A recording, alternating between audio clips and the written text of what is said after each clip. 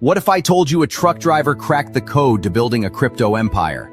Meet Bitcoin Ben. He went from driving 18-wheelers to creating 6 different ways for regular people to stack Bitcoin and build wealth. This isn't just another crypto course. This is a complete ecosystem where you earn while you learn.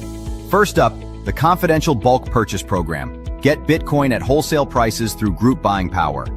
Then there's Home to HODL. Convert your home equity directly into Bitcoin instead of cash. Need funding? The Loans for Bitcoin program gets you the capital to buy more crypto. Want passive income? Private Key Capital puts your Bitcoin to work. Hungry for something different? Bitcoin Ben's tokenized beef lets you invest in real cattle backed by blockchain technology. And if you want to mine? Bitcoin Ben's mining program gets you started with the right equipment and knowledge. But here's the kicker. Bitcoin Ben's Crypto Club pays you to learn. Earn 10% on direct referrals, 5% on second level, 2% on third level. This might be the only membership where you make more than you pay. Ben went from 10 years behind the wheel to becoming the world's most unlikely crypto expert. Now he's sharing everything through live training, community events, and proven systems that work. Ready to stop watching from the sidelines? Join Bitcoin Ben's Crypto Club today and start stacking sats while building your financial future. Your truck driving days are over. Your crypto empire starts now.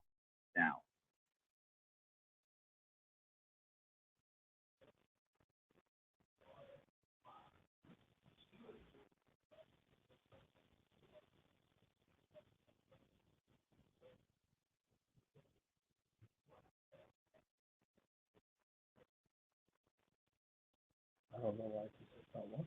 It was just working a second ago.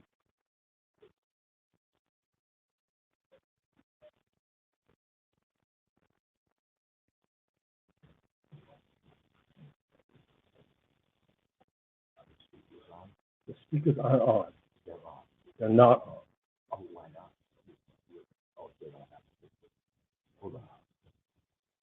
No audio. Hold on. I don't understand why the audio's not working.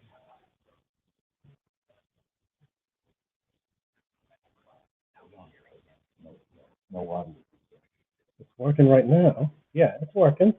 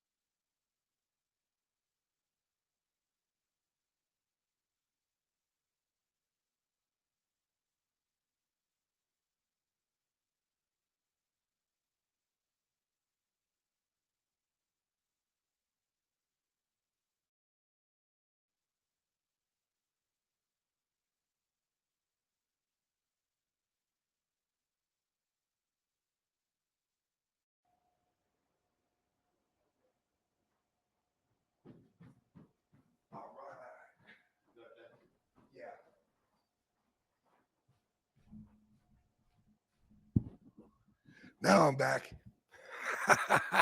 Sorry, guys. Okay. And we're live, and you can hear us. What's going on, everybody? It's your favorite truck driver in the whole wide world, Bitcoin Ben, here for round 2 of the Is Our Sound On? We're good. Okay. All right.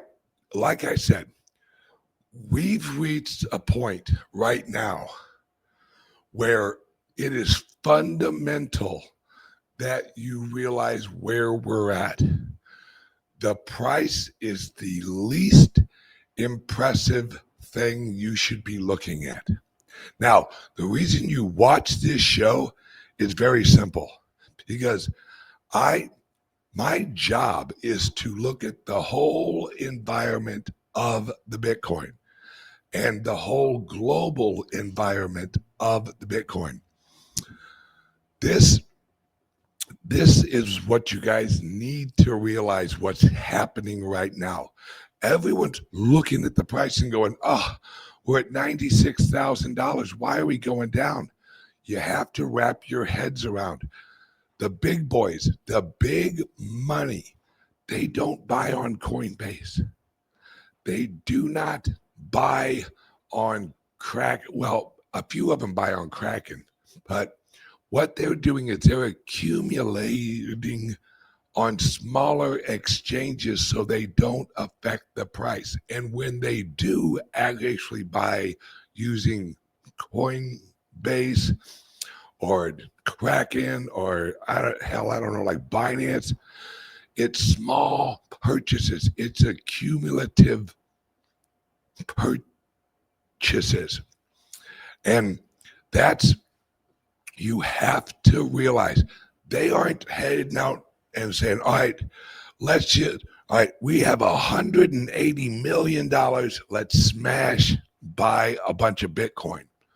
No, it's 7 days a week, 24 hours a day. That's what Michael Saylor has explained last week, is they actually buy it every day, 24 hours a day.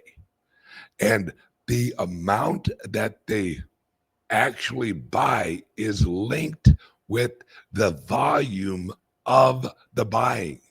So they accumulate at a lower value or at a lower volume so that they don't push the price up. This is the game of the big boys. This is why I tell everyone retail, most of the people who watch my show are just like me. We're retail. We hop on Coinbase, we hop on Binance, we hop on Cash App, we hop on, like PayPal, and we buy up some Bitcoin. Well, what we really need to realize is Michael Saylor and a lot of other entities, they are dollar cost averaging every few minutes. This isn't, okay, it's Tuesday, 11 o'clock, let's purchase some Bitcoin. No, they have software that reads the algorithm, reads the chart, and adjusts whenever it drops, they buy a little bit more. Then it reaches a level of volume that they slow down their buying. Then it drops a little, they buy a little bit more. It's all about volume. And what I want, hang on one second, Red Bull. What I want everyone to realize is this is just the beginning. They don't care about the price in the long run, because Michael Saylor is not going to sell all his Bitcoin next week and capture the gains. He's selling the dollars to get the Bitcoin. He doesn't value the dollars. He values the Bitcoin. Now, like I said earlier, Harvard University, one of the most prestigious and the largest endowments in the world, their largest holdings is Michael Saylor's shares. Think about that. They hold more shares of Michael Saylor's company than anything else on their portfolio. Why do you think that is? Do you think it's because they think it's going to go down and it's going to be devalued? And if you know where the price of his shares are at, they know it's all upside. And they accumulate more. That's what they've done. And remember, Michael Saylor, about a month ago, he finally received a credit rating for his company. Now, those of you who aren't really in this world, you're like, oh, okay, cool. He has a credit rating. But what you don't realize is 90% of the market could not purchase his shares because he didn't have a credit rating. It doesn't matter if it's a good one or a bad one or a kind of in the middle one. It's that he is a rated entity. And if it has a rating, you can then allocate a certain percentage of your portfolio into that rating class. Remember, we are with the big boys now. And everyone's like, oh, $96,000. Is this the bottom? Guys, I'll tell you what, if you really want to know what the very absolute bottom is, the dollar. You want to talk about losing value? That's the dollar. The only thing that props up the dollar is it's the global currency of the world. That's it. It's only that it's accepted everywhere. If you're over in Europe and you have US dollars, you're good. You're in Africa, you have US dollars, you're good. It's the adoption. It's the availability. And the availability of the Bitcoin is going up. And I've said this for years, guys. We're going to reach a point on a limited supply. Remember, the Bitcoin is limited supply. So there's only so much Michael Saylor can buy. Now, he could buy all of it. Absolutely. Well, I mean, not all of it available. But he can never purchase more than 21 million Bitcoin. Not possible. And what we need to realize is everyone knows the dollar's dying. The Federal Reserve is trying to keep the dollar on life support. That's what the interest rate adjustments are. Because we actually think, oh, the unemployment rate is high because of the economy. You're partially right. But the reason the unemployment rate is high, the real cause is the dollar. Because everyone is trying to adjust to the fluctuations and the depreciation of the dollar. And you see it. I see it. Guys, you go to McDonald's and an average an average meal at McDonald's is like $11 now. It used to be $3.99. And if you want it supersized, it was about $4.99. It's $11 or $12. It's unaffordable.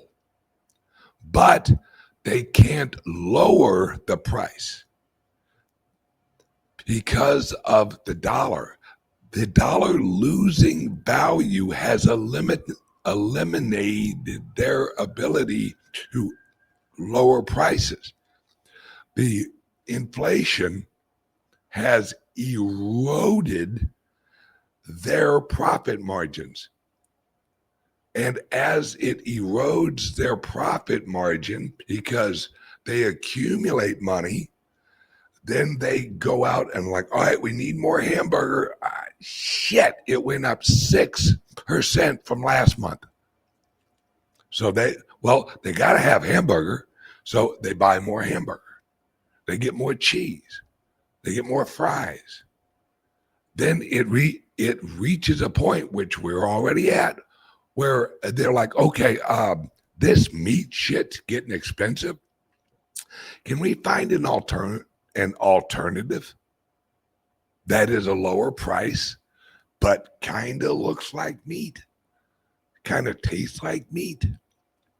That's the dollar. Our economy, our real world pocketbook economy, I mean your checking account, your savings account, it is getting killed if you're keeping it in dollars. Because if you hold the dollar, you have 0% chance of appreciating purchasing price or appreciating purchasing power. None. When you go to work today and the money you earn today, if you hold it past a month, you've wasted half hour of your time at work. Maybe not a half hour, maybe 15 minutes. We're reaching a point, like I've said on the show. Hang on a second. I need some Red Bull. A little bit of Red Bull and a little coffee kicker. Cheers, Ed. Hey, as of January of this year, every 100 days, we were going $1 trillion more in debt. Every 100 days. Now it's November. Now it's every 63 days, we go $1 trillion into debt more. 63 days. We went from 100 days to 63 days. Because the more we owe, the more we have to pay. And that's why they're trying to lower the interest rates. Because if the interest rates go up on our debt at the same time that our debt is rising, guys, look it up. That's Zimbabwe. That's what happens. You reach a point where it goes quicker and quicker and quicker because it's accumulating, appreciating, compounding debt. So you borrow more and the interest rate goes up, so you owe more on that debt, which raises the amount of your debt, which means your interest rate hurts you more the higher your debt goes up. And if the interest rate is growing while the amount you owe is growing, that's where we go from 100 days to 63 days. That's that appreciation shown on a calendar. That's all that is. And as it goes up quicker, because that's why we heard earlier this week, if you listen to the Federal Reserve people, they're like, oh, yeah, we probably won't lower interest rates in December.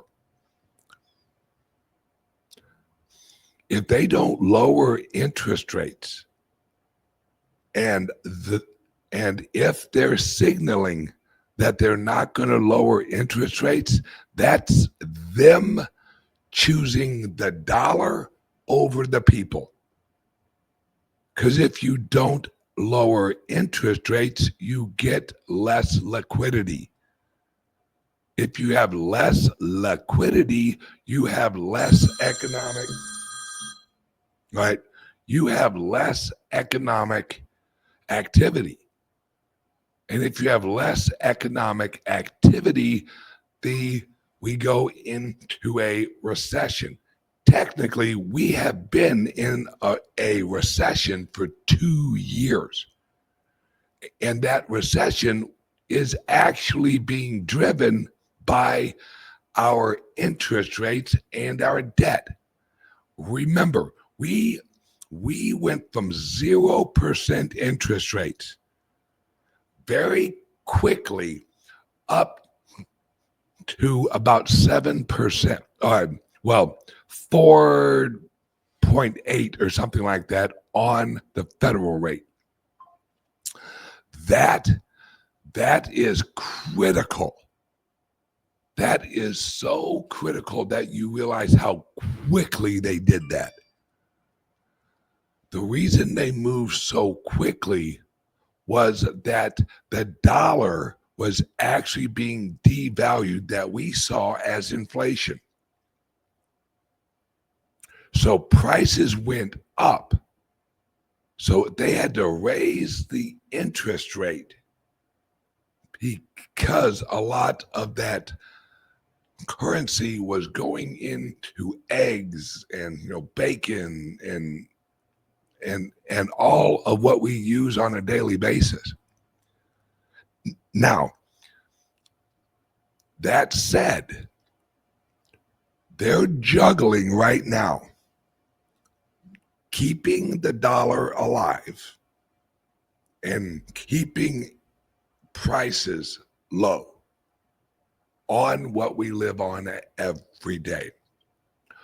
That's why that's why everyone in the crypto economy, you have to realize what Trump is doing. He's trying to set it up because no matter what happens, the inflation's coming, guys. There's a huge wave out in the ocean, and it's coming, and it's coming fast. What Trump is trying to do is set it up where cryptos can absorb a lot of that inflation and keep it away from your eggs. That's what he's trying to do. That and as he does that, he knows if he has legislation that says every American can hold some Bitcoin in their 401k. Michael Saylor just front ran the federal government by 5 years. Because what happened at his place is exactly what is going on with the Federal Reserve and the U.S. as a whole right now. His company wasn't as productive as it should have been. All right, he was pretty well maxed out on what his corporation could make. And he looked out into the future and he's like, all right, I got $500 million worth of cash that is losing value at about 10% each year. I need to roll this into the most attractive whatever and save the purchasing power of the dollars I've accumulated. He looked around, he saw Bitcoin. That's exactly what Trump is looking at. All right, we have a lot of inflation about to roll in. There's nothing we can do about it. There's too many derivative values.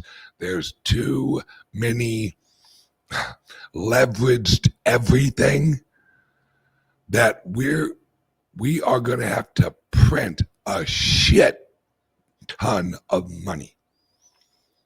So how as a U.S. government, if you're in a ton of debt, but you have to print a bunch of money that you know will actually cause inflation, how do you devalue your debt while you're printing money? You push it into an asset that will appreciate at a higher level than the interest on your debt. That's the game. But Trump is not unlike Joe Biden. And this might sound weird. They were going to implement this too, except they were going to leave out the little guys. They wanted to control the Bitcoin that the U.S. had. They wanted to accumulate it, but yet not let the people accumulate it. Joe Biden was going to buy Bitcoin, but he was not going to allow the American people to buy the Bitcoin, or at least not make it easy,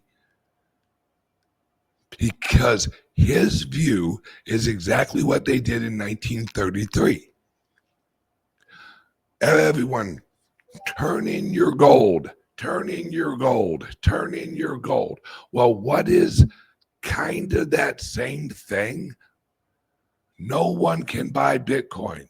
No one can buy Bitcoin is the same as turn in your gold, turn in your gold. You're not allowed to get wealthy with the new reevaluation of the gold. That's what they did in 1933. Hey guys, everyone bring us your gold. If you don't, you're a criminal. You're a criminal if you own gold. As soon as they got as much as they could, they revalued it. What if they would have revalued it when everyone held their own gold? A lot more people would have gotten wealthier. Trump is actually doing the opposite of 1933.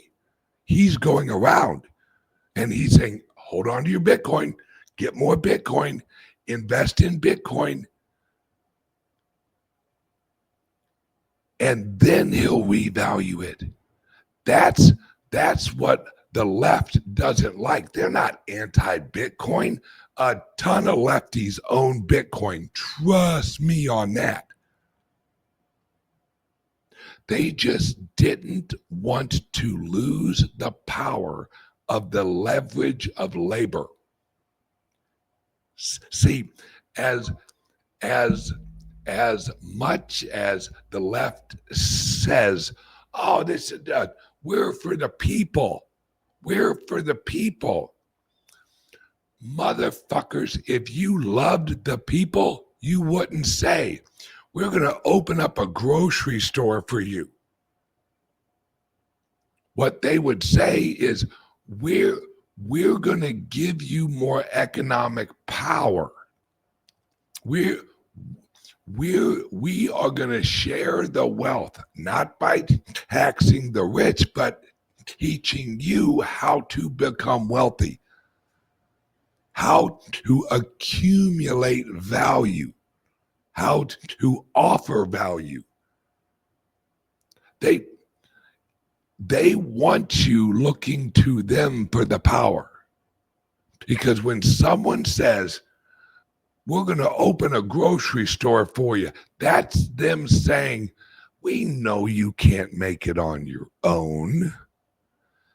Come to our grocery store. We will help feed you. My grandfather used to always say, he who feeds you controls you. And that's absolutely true. And that's where we're at, guys. I'm telling you now, this is a huge, and I'll use the word, there's a huge conspiracy by a bunch of wealthy people and governments to make you feel depressed, make you feel worried, make you feel like, oh man, the prices went down a little bit. But yet Michael Saylor just purchased 8,100 and something Bitcoin. Do you think that he's feeling bearish? Hell no. He's just getting started. That's why he put out on X like a week ago or something, and all it said, buy now. That's it. Because he knows, guys, this is Michael fucking Saylor. This guy doesn't live in a closet. Everyone who is anyone in the Bitcoin world knows and listens to Michael Saylor, and they tell him shit because they want his advice. Hey, yo, Mike, I'm thinking about doing this, and I can kind of take like the Bitcoin and I can put it into real estate. How do you think Grant Cardone got into, I own a bunch of property. Every time I buy a property, I'm going to get a slightly larger loan. I'm going to take that loan value, buy Bitcoin. Then every month that everyone pays their rent, I'm going to buy Bitcoin with that. Who do you think explained how to do that? Who do you think helped him do it? They just put out an interview. Michael Saylor helped him set that up. This is a billionaire helping a billionaire, and the billionaire going, yep, I'm going to completely change my organization, and I'm going to include using actual Bitcoin as an asset inside of my real estate company. A billionaire and a billionaire are pretty good at making fucking money, wouldn't you say? I would, like my grandfather used to say, never take advice about money from anyone who has less than you do. So while you're watching X and you have all of these crypto people who aren't in the industry, all right, I run a company that is in the industry. It's completely different if you just buy and hold. When you own a company in the business, you have to know what's going on in the business. You have to know, is the supply chain running good? Is the supply chain, which is miners, is that supply chain growing or is it shrinking? Are they producing less? What's going on? That's why I'm launching my mining company. Right now, as you can see, I'm up in Massachusetts. I'm leaving here. I'm going to Nashville. I'm going to go to Nashville, then head over to St. Louis for a couple days. Then I'm going to Texas. While I'm in Texas, I'm meeting with people about the mining company I'm launching in January, or I'm rolling. I'm getting set up in January. And if you want to know why I'm setting it up in January, because if I do it now, I will have tax liability this year. Where if I launch it in January, the company won't have tax liability for 2 years. That's it. This is how you plan out a business. Is you look at your liabilities and you adjust your calendar. Do you know why the price of the Bitcoin's really going down? Because number one, we're no longer in a 4-year cycle. We outgrew that shit. Let me explain very simply. From the age of 1 until you're about 17, you grow a lot in that short period of time. That's why whenever you see like your nephew, it's like, damn, I saw you last year. You've grown 6 inches. Yes, that's the same thing.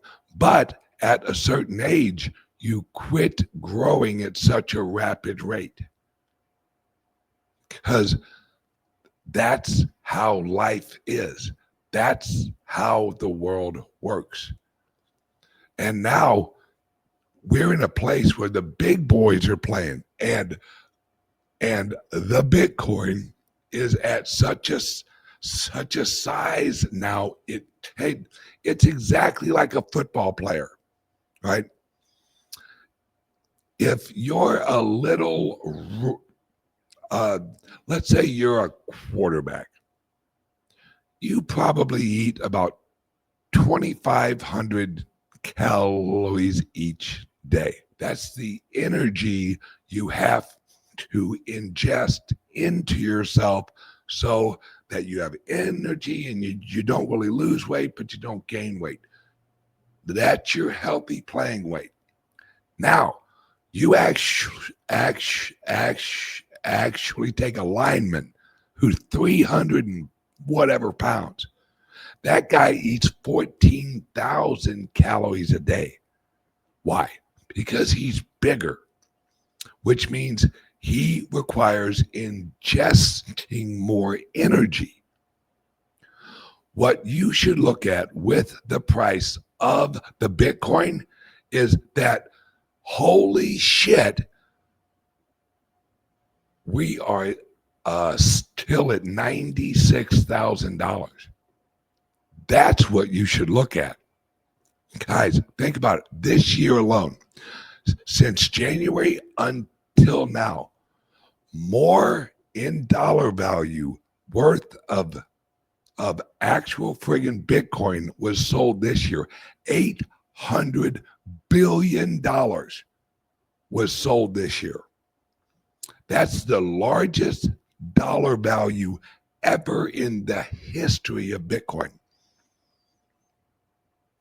And we are still at $96,000. You take any other commodity and you put that much sales into it, it's gonna drop like a rock.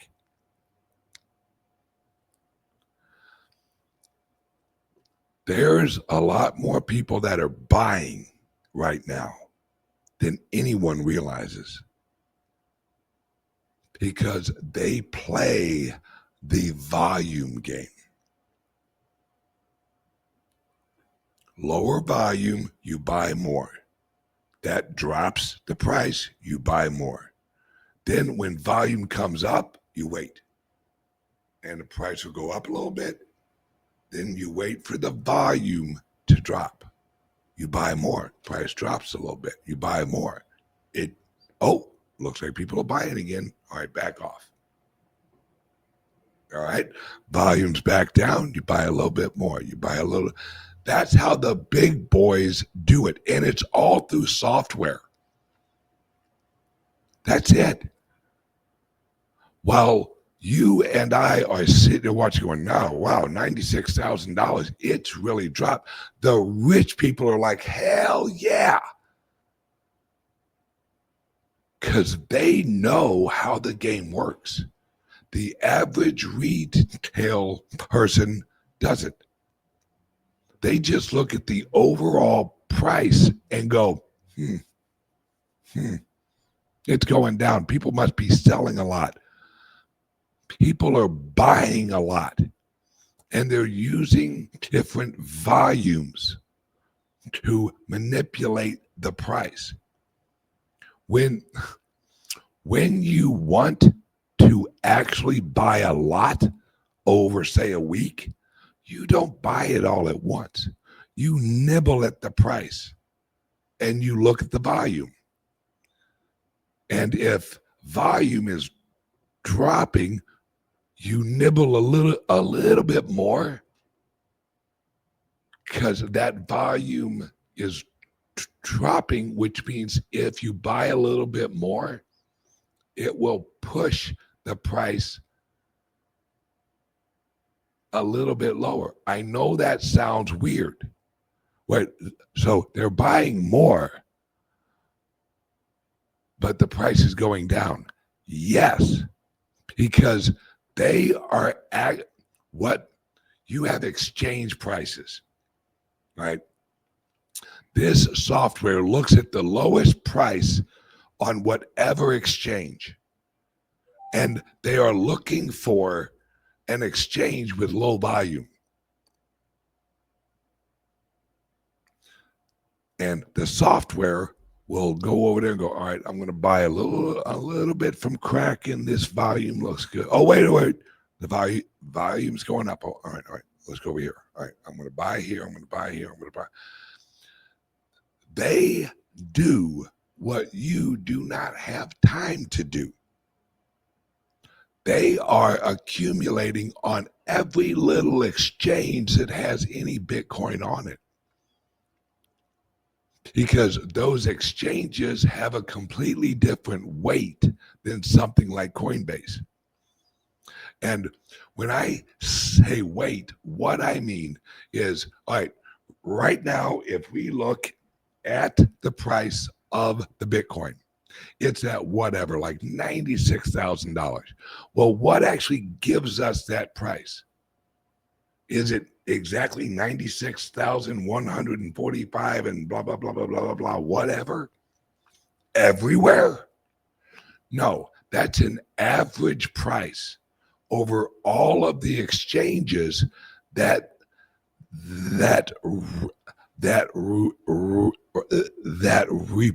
report to your wallet. And every wallet has completely different points that they actually get a price from. Now, almost everyone uses Coinbase. So they weight that as more important than some little shit exchange. So if you look on Coinbase and you're like, all right, it's $96,000 exactly, but over here on little shit exchange, it's $95,600. Their software will buy it at that lower price until that lower price goes up, because it can actually go up on that exchange and never affect the overall uniformly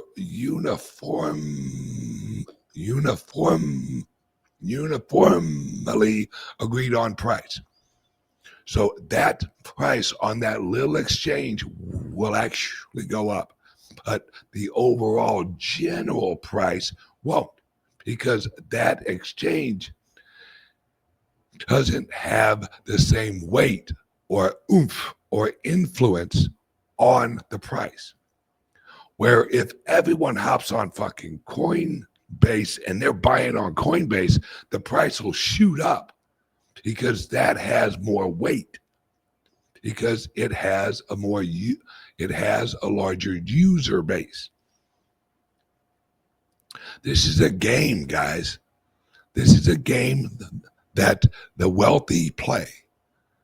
You and I, we never played this game. That's why I've never, ever, and never will be a trader. Because there's, especially now with all of the bots and all of the software you can buy where it kind of captures a little bit of this, a little bit of that, a little bit of that. Yeah, you kind of make a little money here. You kind of screw all that. I am a buy and hold. I am an earn and hold. Because I don't want to play a game that I don't know the fucking rules to. And in this game, now that we're playing with the big boys, and with a lot of them, it isn't evil. It is they're trying to get the best price, just like you when you buy your Bitcoin. Unless you're like me, where you, whenever you have a little bit of money, you buy some Bitcoin. You don't really look at the price. They're there to accumulate as many as they can. And Michael Saylor just reached a point where his shares are now available over in Europe. They're, all over Europe. And now he has a credit rating, which means about 60% of the global market can now purchase his shares. Prior to that, it was about 10%. He's in a whole different ballpark. And we are talking 401k money weekly, where a certain portion every week of the fund will go into his shares. Like I said earlier, Harvard, their largest holding is his shares. Do you know why? Because they see more appreciation in his shares. And remember, Harvard Law, Harvard endowment cannot hold actual Bitcoin yet.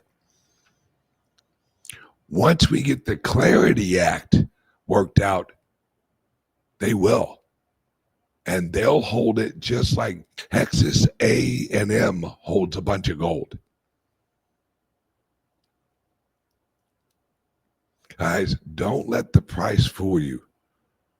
All you're seeing is a bunch of wealthy people getting set up for a massive rally. And we live day by day. Do you think Michael Saylor, and nothing against Mike, do you think Michael Saylor is sitting at his house right now going, boy, I hope I can pay rent this month? No. The reason a lot of retail is nervous is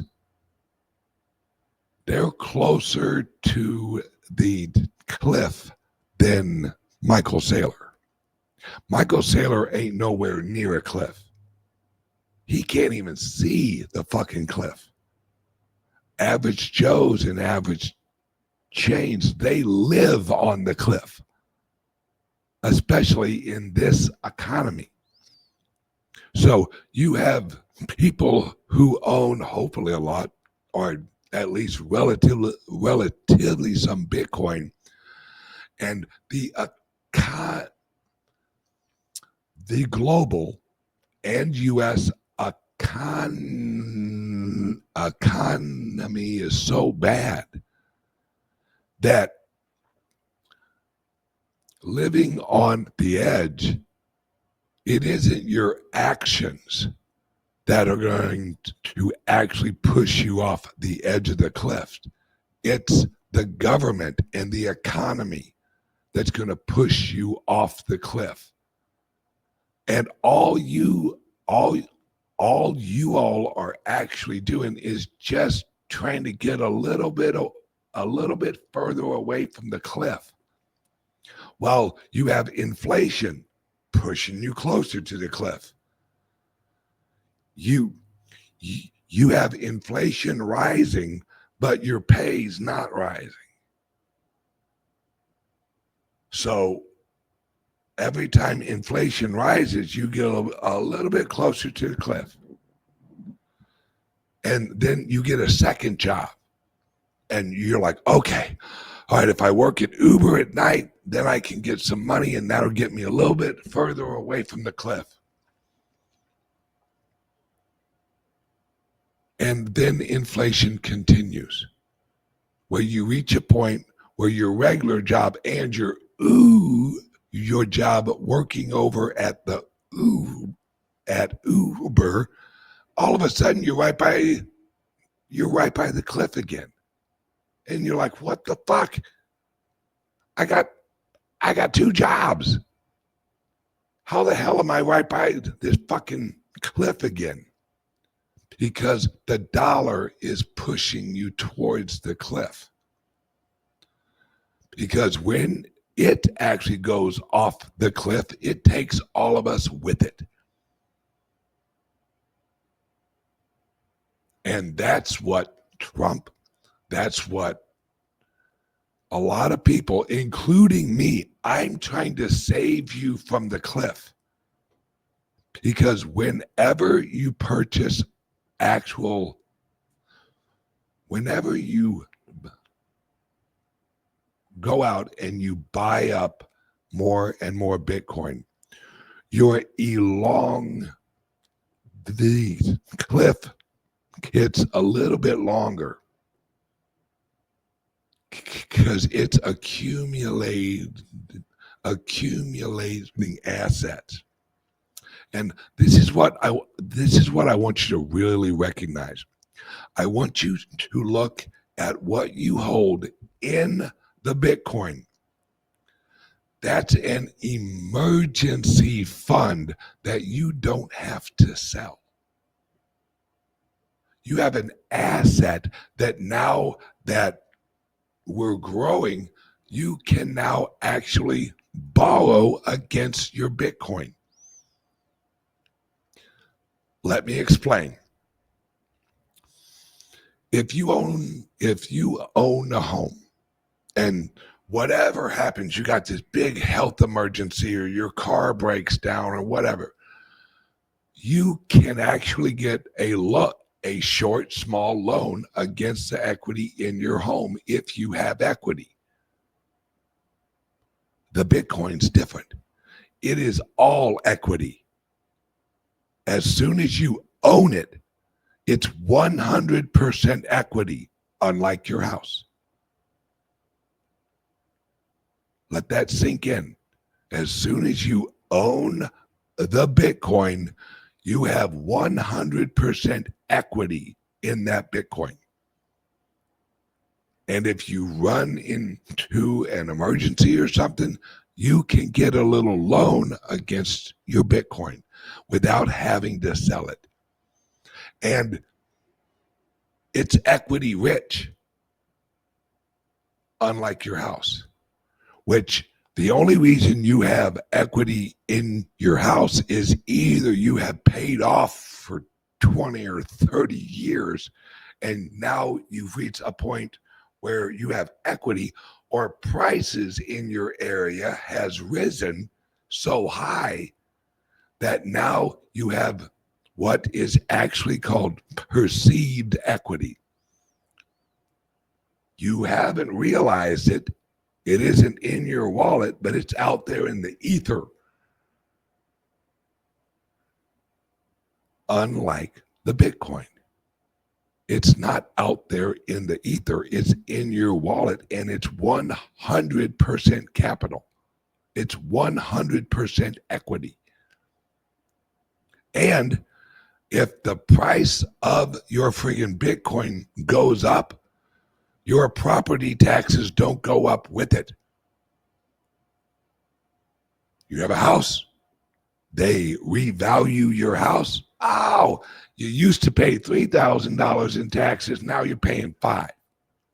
Well, where are you supposed to actually receive that extra $2,000 from? Is your house making you money? If it's not, that $2,000 comes out of the already allocated for wages you make or income you bring in, and it pops out of nowhere.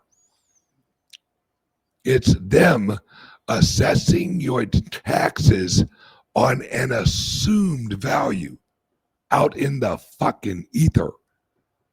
So they're taxing you on something that you may never be able to capitalize on. This is what makes it so completely different.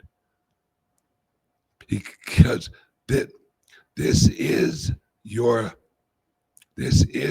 lifeboat. Prior to this, it was your house. And if you got a loan against your house and something really bad went wrong, you lost your house.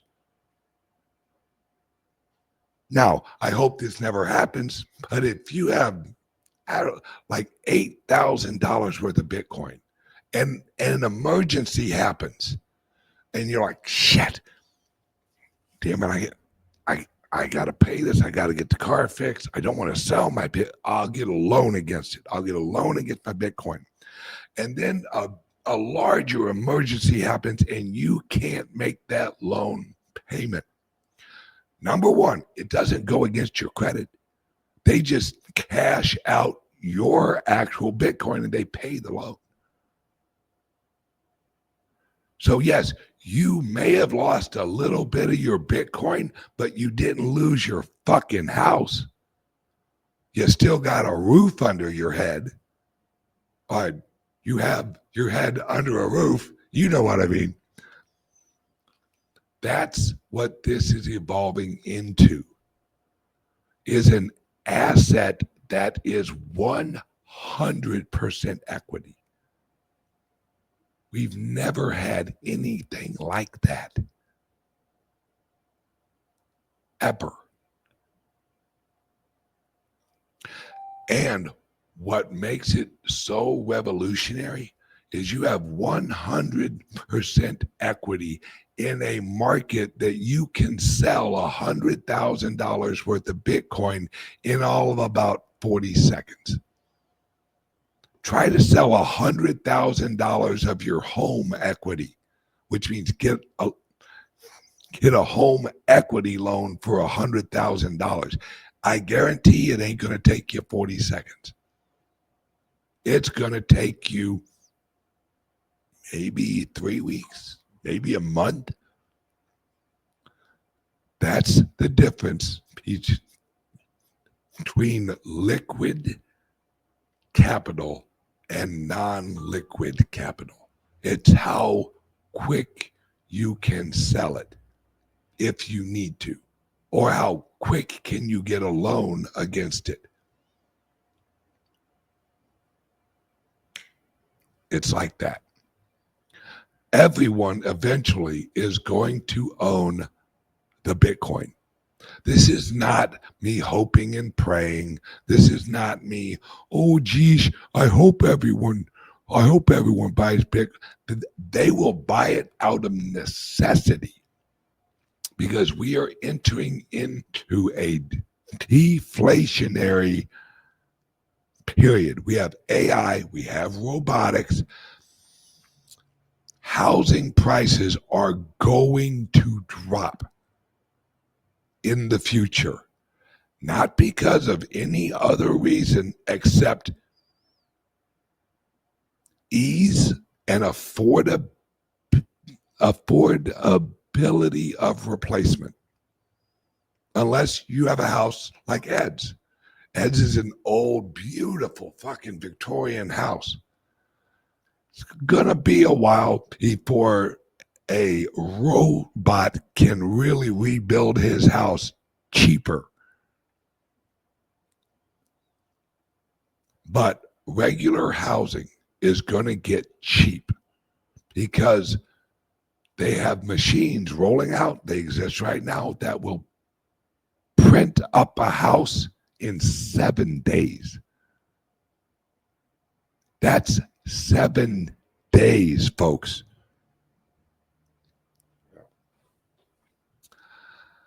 Needless to say, guys, get some Bitcoin.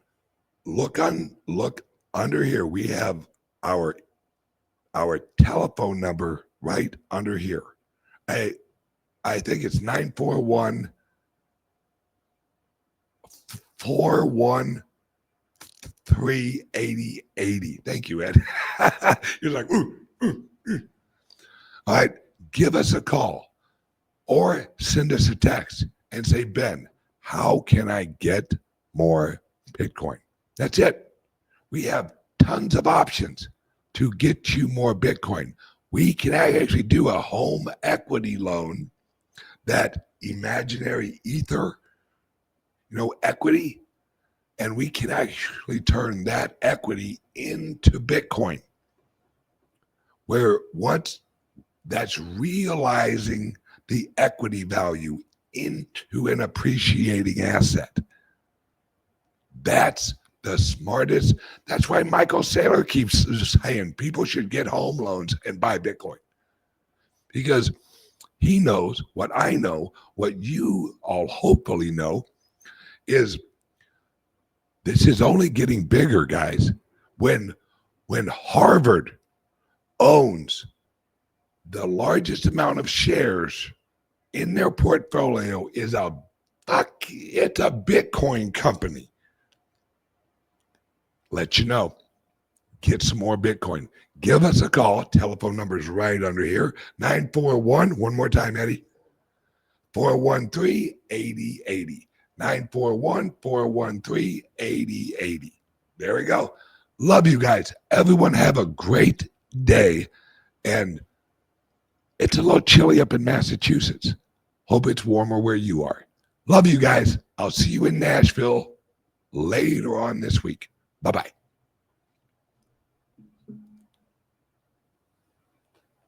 Your Bitcoin's sitting idle. Time to make it work. Private Key Capital, the world's first fully Bitcoin-backed financial institution, lets you earn 4% APY on your Bitcoin. Enjoy Bitcoin savings accounts, secure custody, Bitcoin-backed loans, fiat on-off ramps, and exclusive member benefits. This is crypto banking reimagined. Early members get the best rates. Join Private Key Capital today and start earning 4%.